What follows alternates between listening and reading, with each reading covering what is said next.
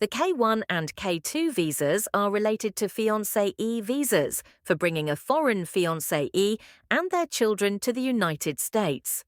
Here's a brief overview of each. For a foreign national fiancé of a U.S. citizen to enter the United States to get married.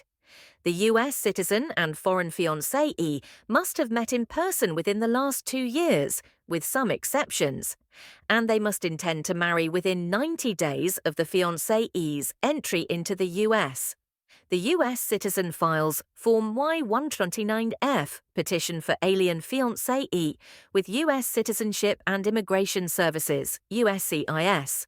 Once approved, the petition is forwarded to the U.S. Embassy or Consulate, where the fiancé will apply for the K-1 visa.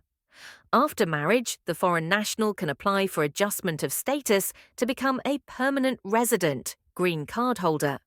K-2 visa is for unmarried children under 21 of a K-1 visa holder to enter the United States.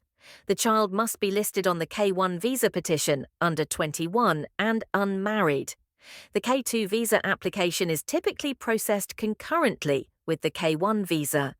Each child must have a separate visa application, which is also valid for 90 days, and the children can remain in the US while the parent, K-1 visa holder, applies for adjustment of status. Both visas are non-immigrant but lead to permanent residency and citizenship if desired.